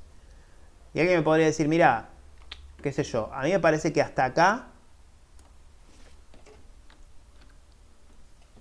limpio, me parece que entre acá y acá es cuando tu voz tiene más energía. Fíjate que estás por acá. Y después de acá, hacia la derecha, esto empieza a caer. Entonces es como que hay lugares donde hay más energía y lugares donde hay menos. Entonces es como que hay una relación de compromiso o un criterio que hay que tomar y decir, bueno, consideremos la máxima frecuencia un determinado valor. ¿Sí? Y decir, bueno, esa es tu frecuencia máxima, entonces desde el mínimo, que es donde empieza, hasta esa frecuencia máxima, eso es lo que determina tu ancho de banda. Ese criterio es la potencia mitad. Entonces el criterio de la potencia mitad sería el siguiente. Tenemos información, una señal, lo que fuera, con algún equipo o por hardware o por software, determinamos que el ancho de banda o el conjunto de frecuencias es este que está acá. Esta sería la frecuencia que medimos en Hz. Y esta sería la amplitud que medimos por ejemplo, en dB. Entonces, esta es la amplitud máxima. Y después del máximo empieza a bajar. Donde baje 3 dB de la frecuencia máxima, esto 3 dB significa que bajó a la mitad en potencia. ¿Sí? Después vamos a hacer la cuenta y van a ver que 3 dB es la mitad. Cuando del máximo caigo 3 dB, que sería este punto de acá, ese es el que se considera como frecuencia de corte.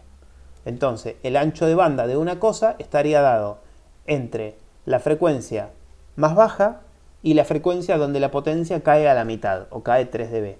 A esto entonces le diríamos ancho de banda de esta señal azul. ¿Y lo que está a la derecha no importa? No, sí importa, pero tiene la mitad de la energía que tiene todo, la mitad de la potencia que tiene todo. Entonces tomamos como un criterio cortar por ahí, cuando la potencia cae a la mitad.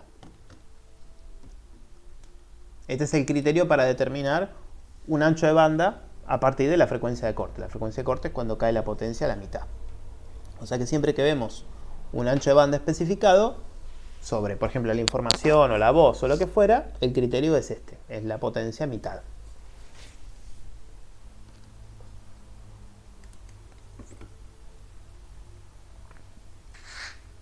Entonces define el ancho de banda, esto que está acá. El espectro, ya lo vimos antes, que es el dibujito que les hice. Esto también sería el espectro, estarían los palitos acá. Solo que el espectro sería todo y el ancho de banda lo consideramos donde empieza y donde termina. ¿Y dónde termina? Bueno, termina en la potencia mitad. La figura se ve por ustedes. El ancho, bien. Vamos a discutir. ¿Qué es el ancho de banda de la información a transmitir? ¿Qué es el ancho de banda de la señal que se está transmitiendo? ¿Qué es el ancho de banda de un medio? ¿Y qué relaciones existen entre el ancho de banda y la capacidad? Que eso sería como el núcleo más importante de la clase. Ancho de banda de la información, ancho de banda de la señal y ancho de banda del medio. 3 anchos de banda. Bueno, para explicar eso, se me ocurre que estaría bueno que hagamos primero un dibujito, donde yo, por ejemplo, estoy acá. Y yo tengo un, a ver, que no salga algo feo. Supongamos que esto fuera un micrófono, gigante el micrófono, y yo estoy hablando del micrófono. El micrófono le lleva la información de mi voz, pero de forma eléctrica, a un equipo. Y este equipo la va a transmitir. Ese equipo está conectado con un medio, un cable, a un receptor. Y del otro lado del receptor hay un parlantito. Este es un parlante. Y este es un micrófono. Entonces, yo, Misael, sé cuál es el ancho de banda de mi voz. El ancho de banda de mi voz tiene aproximadamente, pongámosle, 10 kHz de ancho de banda. O sea que, si yo miro así, esto hace así, acá tengo los 10 kHz. La mayor cantidad de energía de mi voz se concentra entre los 0 y los 10 kHz. Perfecto. Si vos generás frecuencias entre 0 y 10 kHz, precisas un micrófono que como mínimo deje pasar las frecuencias entre 0 y 10 kHz. O sea que el ancho de banda que mi micrófono trabaje tendría que ser como mínimo también de 10 kHz. Si en vez de 10 fuera de 4, significa que va a dejar pasar solo una fracción de la energía que yo tengo en mi voz. Una fracción de las frecuencias que yo genero. Entonces ustedes no me van a escuchar igual. se va a empezar a distorsionar mi voz. Si el micrófono deja pasar todo lo que yo genero, genial, ustedes me van a escuchar como si estarían al lado mío y no hubiera un micrófono en el medio. Cuando esta señal, que es el audio que tiene el micrófono, el transmisor la transmita, no la va a transmitir directamente esta señal amplificada. En comunicaciones solemos utilizar señales auxiliares para que lleven a la información. Esas señales auxiliares las llamamos portadoras. Entonces, sobre una portadora, el transmisor va a poner a mi señal. Entonces, el ancho de banda que genere ese transmisor probablemente sea mayor que 10 kHz. Vamos a suponer 50 kHz. Esa señal portadora con la información adentro va a viajar por el medio, que es este cable azul que está acá. Este cable azul, el fabricante me tiene que decir de que tiene un ancho de banda que como mínimo sea de 50 kHz. Porque si el cable que yo utilizo no deja pasar 50 kHz, entonces lo que el transmisor genere no va a poder pasar todo por el cable. Entonces voy a perder información. El receptor tiene que ser capaz de tomar del cable este ancho de banda de 50 kHz, recuperar la información y enviársela al parlante. Y el parlante, o sea, la información que recupera el receptor tendría que ser la misma de 10 kHz que yo generé, o sea, esto que yo le hablo al micrófono tiene que ser lo mismo que tiene el receptor, y el parlante también tendría que tener, como obviamente sabrán que tiene, una respuesta en frecuencia que permita sacar los 10 kHz que yo metí por el micrófono. Si mi parlante solo me deja reproducir tonos muy graves, entonces parte de mi voz se va a perder. Al revés, si mi parlante es un parlante que solo reproduce los tonos agudos, los tonos graves de mi voz se van a perder. Entonces, el comprender el espectro o el ancho de banda de cada una de las partes del sistema nos permite saber si eso va a funcionar o no. Yo genero información con una característica respecto del ancho de banda. Se lo meto a un micrófono. El micrófono tiene que ser capaz de captar la mayor cantidad de frecuencia para que sea lo más parecido a estar yo hablando. El transmisor va a meter ese ancho de banda de información dentro de una señal portadora y casi siempre ese ancho de banda se agranda. Yo tengo 10 kHz de información, pero transmito 50. ¿Cómo se agrandó? El medio que utilizo, el cable o la señal de radio o el sistema, el equipo de radio, va a tener que ser capaz de transmitir esos 50 kHz y recibirlos. Cuando los reciba de esos 50, tiene que ser capaz de sacar los 10 que eran información y dárselos al receptor de esa información, que en este caso sería otra persona que me está escuchando a mí al lado del parlante. Entonces, vamos a las preguntas y las pasamos a limpio. ¿Qué es el ancho de banda de la información a transmitir? Y sería el conjunto de frecuencias donde está contenida la información que yo preciso transmitir. ¿Qué es el ancho de banda de la señal que se está transmitiendo? Bueno, el transmisor mete esa información dentro de una señal y transmite un ancho de banda. Este ancho de banda de 50 Hz sería el ancho de banda de la señal que se está transmitiendo. ¿Y el ancho de banda del medio qué es? Y es el ancho de banda del cable que vos tenés, del medio de comunicaciones. Si tu medio no deja pasar todo ese ancho de banda, entonces vas a perder información. ¿Me siguieron con este razonamiento? ¿Sí? Bien.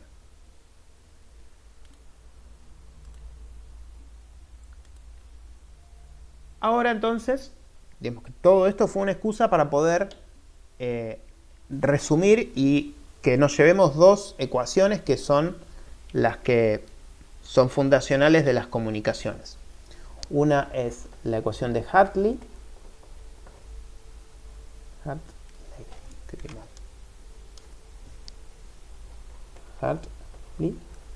y de Shannon.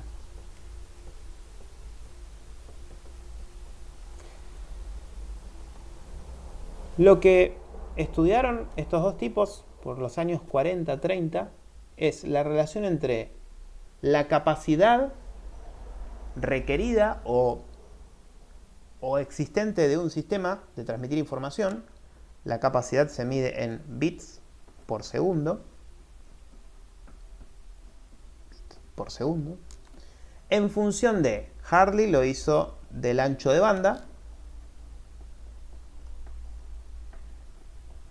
y la cantidad de niveles que tiene el pulso de señal que la lleva.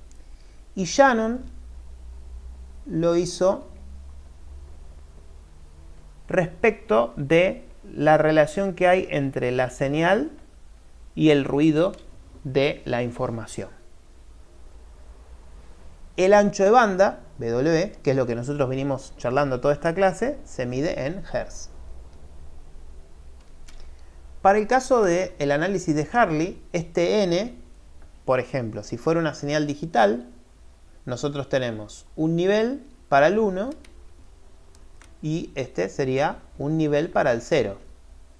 Bueno, entonces en este caso N es igual a 2. Hay dos niveles, un nivel para el 1, un nivel para el 0. La característica que tuviera la información sería una señal aperiódica, porque no se va a repetir, siempre transmitimos bits que son distintos, y digital, porque es discreto la cantidad de alturas posibles que puede tomar la información, y en este caso particular es binaria, porque la cantidad de alturas que tiene es 2 solamente. Entonces n sería 2. Logaritmo base 2 de 2 es 1. ¿Un qué? La unidad de esto va a dar en bits. Esto va a dar en unidad de bits. Después vamos a discutir por qué esto da bits o no. Entonces sería 2 por el ancho de banda que estemos utilizando por el logaritmo base 2 de n, donde n es la cantidad de niveles, y esto nos va a dar la cantidad de bits por segundo que esa cosa tiene o precisa para transmitir o para recibir. Por otro lado, el enfoque de Shannon fue para calcular la capacidad en función del ancho de banda, utilizó un parámetro importantísimo de los sistemas de comunicaciones que se llama, vamos a ponerlo en castellano, relación señal ruido. Se llama relación porque es una división. Lo que se divide es la potencia de la señal dividido la potencia del ruido. En inglés siempre aparece como SNR, es signal, que sería señal, noise, que sería ruido, y ratio, que sería relación. Entonces la relación señal-ruido la calculamos como la potencia de la señal dividido P de noise, la potencia del ruido. La potencia de la señal se mide en watts o en dB, y la potencia del ruido se mide en watts o en dB. La relación señal-ruido es un número adimensional, es un coeficiente, es cuánto más grande es la potencia de la señal respecto de la del ruido. Entonces, con ese parámetro que tenga el sistema de comunicaciones, Shannon nos permite calcular en términos del ancho de banda y la relación señal-ruido cuál es la máxima capacidad que ese sistema tiene. Entonces, por ejemplo, usted me dice, mira, tengo un cable UTP, que sería el cable de red que usamos todos los días. El cable UTP de determinada categoría tiene un ancho de banda de 200 MHz, o sea que deja pasar estas componentes de frecuencia. Y yo te digo, mira, voy a utilizar una comunicación digital que tiene dos niveles. ¿Cuál es la máxima capacidad en bits por segundo que voy a poder pasar por este cable UTP? Ya te digo. Vengo acá, W, y pongo 200 por 10 a la sexta, que son 200 MHz. Vengo al n y le pongo un 2. Entonces me sale logaritmo base 2 de 2, 1. Entonces la capacidad sería 2 por 200 por 10 a la sexta. Esto son hertz, o 1 sobre segundo, para que quede más fácil, vamos a poner 1 sobre segundo. 1 dividido segundo por 1, que sería un bit. Entonces esto me da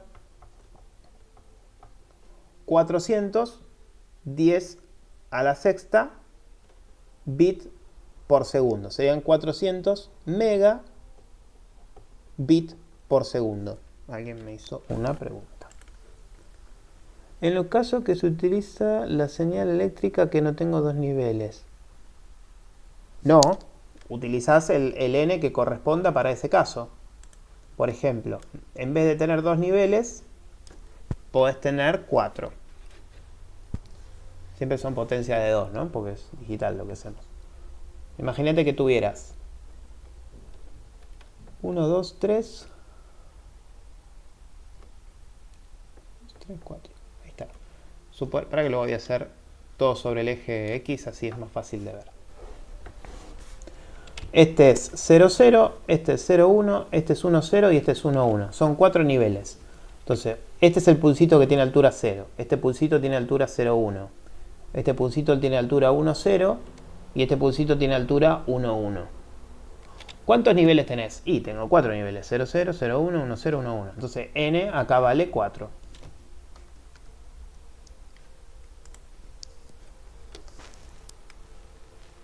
Niveles de cuantificación. ¿Cuántos niveles tiene la altura de los pulsitos? ¿Cuántos niveles posibles puede tomar?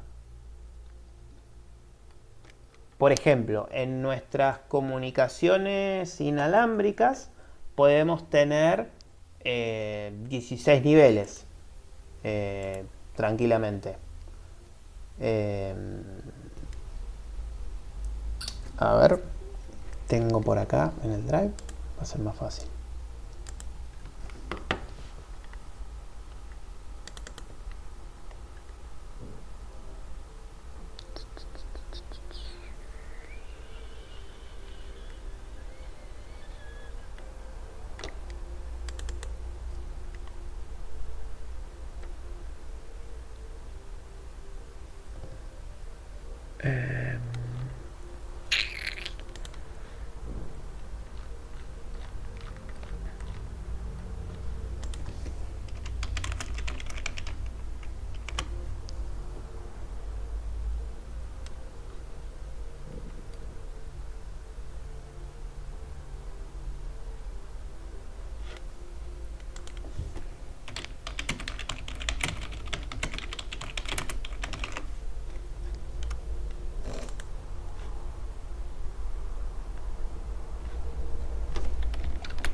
Acá agarré el manual de algún dispositivo, un access point de TP-Link, cualquiera Sarasa, y estoy buscando acá el tipo de modulación que usa. A ver si lo puedo encontrar.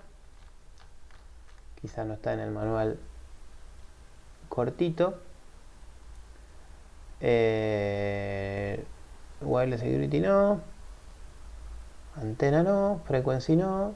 Signal no. A ver, vamos a buscar acá por el código este. Busqué cualquiera, sí, aleatoriamente. User Manual PDF.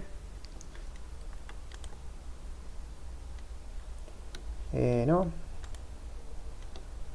Datasheet User Guide. A ver si este no, este es Resarasa.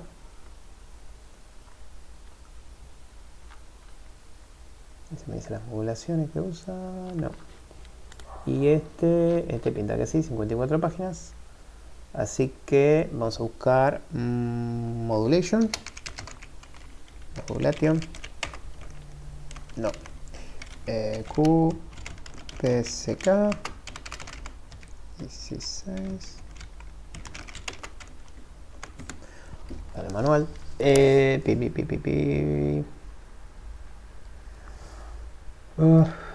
Fuck. ¿Dónde dice? Overview.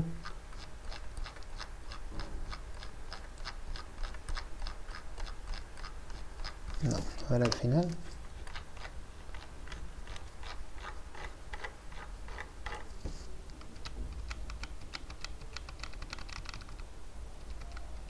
Ay, no, pero es del...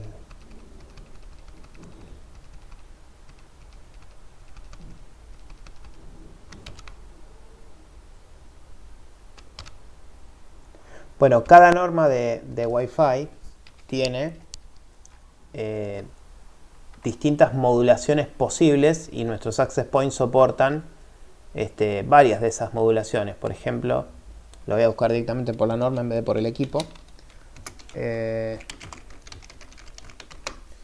802.11 tiene distintos tipos de modulaciones, CSK, DDS o FDM, y para cada uno de ellos tiene distinta cantidad de niveles. Entonces, por ejemplo, en 811N tenemos 7 bits por cada símbolo. Eso quiere decir de que tenemos 2 a la 7 niveles. Oh, ahí me pasaron uno genial. A ver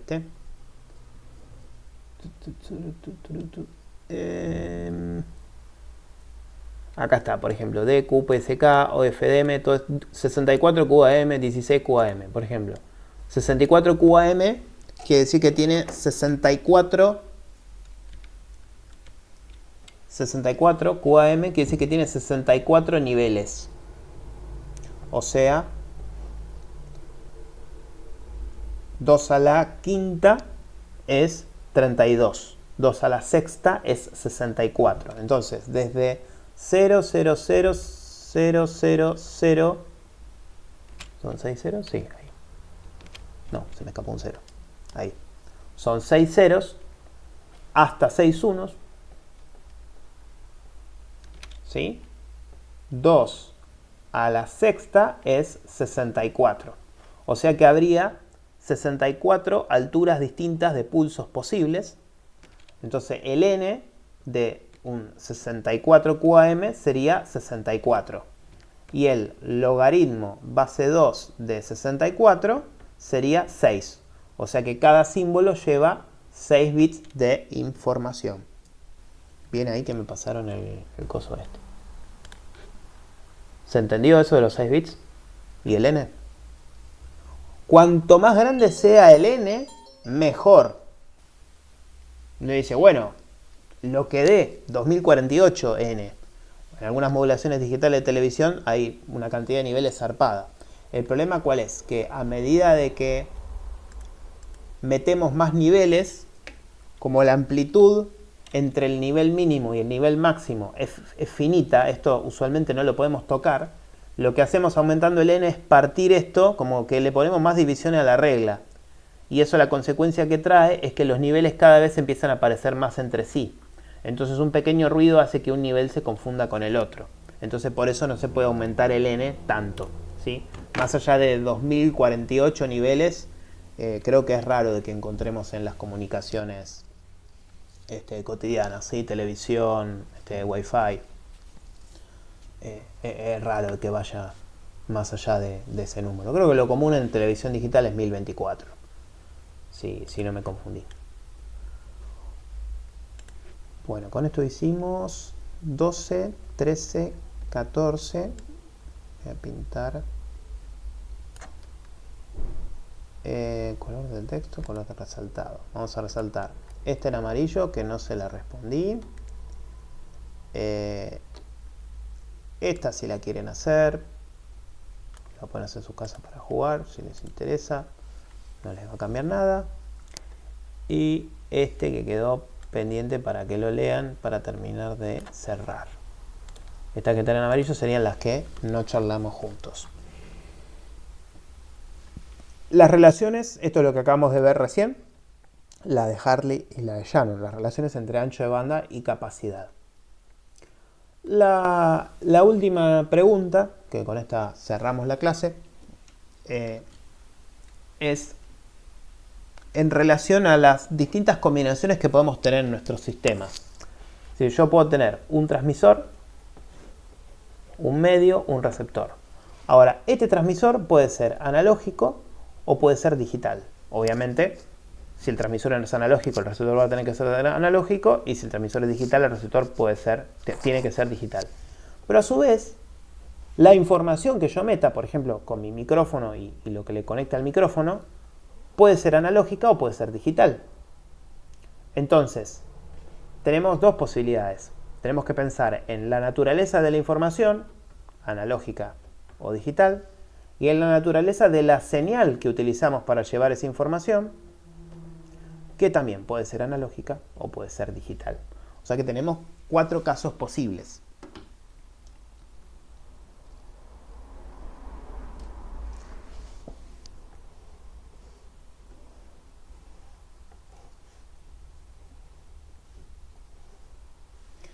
Vamos a poner información y señal. señal analógica, esta columna, señal digital, fila de información analógica y fila de información digital. Nuestras comunicaciones caen en estos 4 casilleros siempre. Por ejemplo, información analógica sobre señal analógica, eso es algo ya medio en extinción. La radio de AM, la radio de FM, la televisión analógica, ¿sí? Son señales analógicas que viajan, son informaciones analógicas viajando sobre señales analógicas. A veces tenemos información analógica que viaja sobre una señal digital o se almacena de forma digital. Para esto tenemos los códecs, por ejemplo, MP3 o los formatos que son de digitalización de audio o de video, MP4. La información que es analógica la llevan a una señal que es digital. Tenemos información digital que la hacemos viajar sobre una señal analógica. En ese caso, a esto lo llamamos modulaciones digitales. ¿Sí?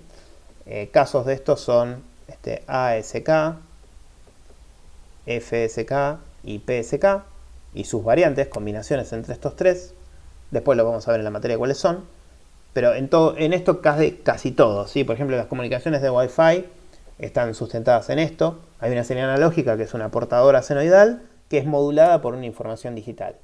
Bueno, eso de 16 QAM, 64 QAM, todos esos son mecanismo de modulación digital. Es información digital viajando sobre una señal analógica. Y la información digital sobre una señal digital, este caso lo llamamos banda base digital. Y son básicamente distintos tipos de codificación de una señal digital que en general se usa para mejorar características de la comunicación respecto del ruido. Por ejemplo, hay un protocolo que es el 8B10B. Se lo muestro en la Wikipedia, total. El 8B10B es un mecanismo de codificación para la transmisión de bits. Por ejemplo, si yo no me confundo, lo usamos en Ethernet.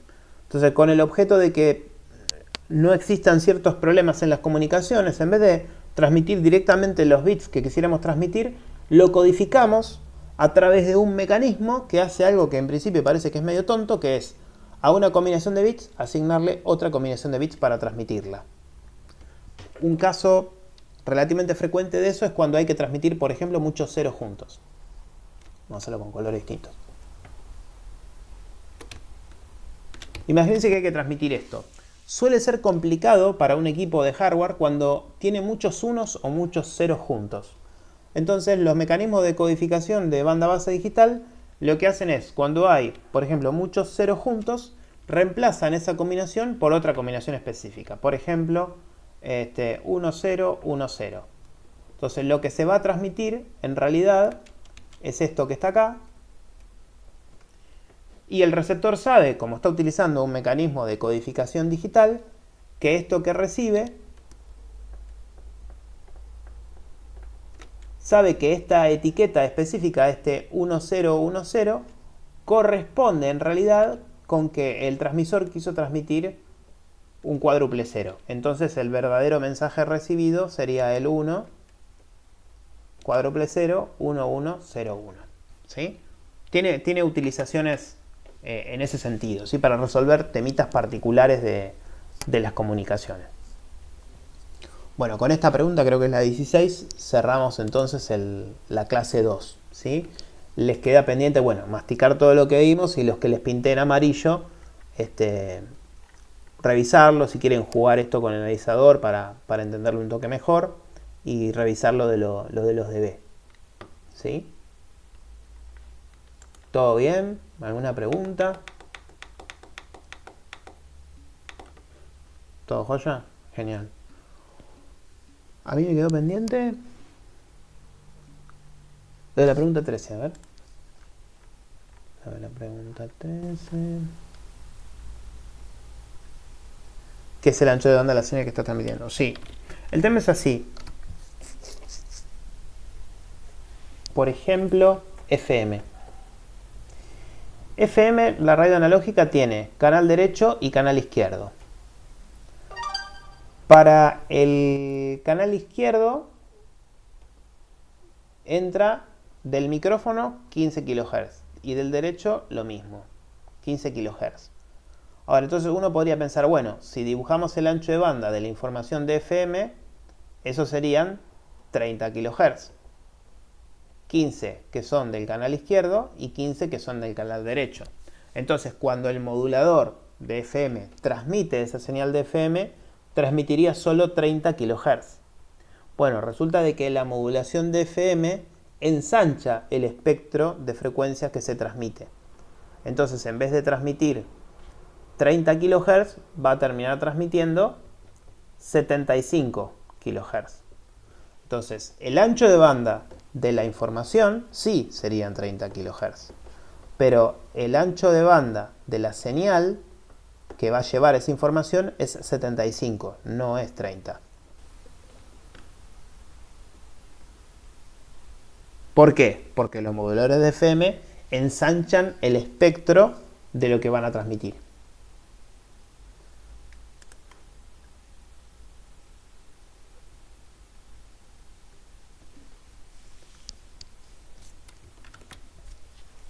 Por cómo funciona el modulador.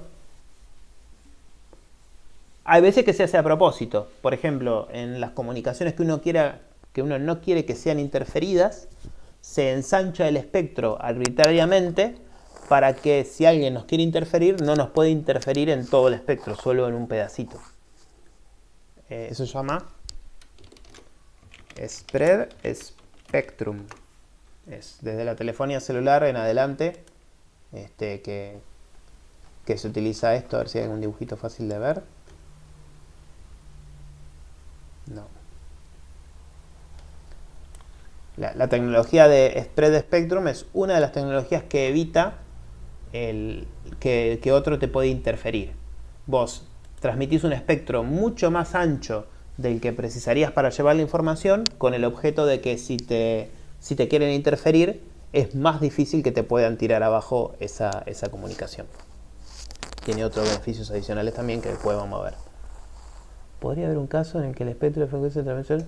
Y eso sería lo óptimo, porque no estarías desperdiciando espectro. Se vuelve más robusto las interferencias el spread spectrum, por ensanchar el espectro, exactamente.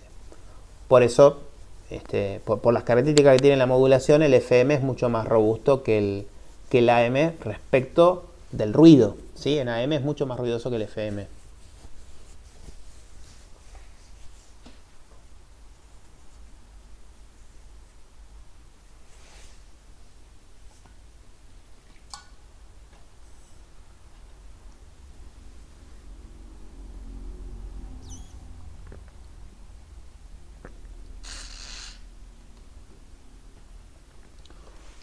Bueno, entonces, gente,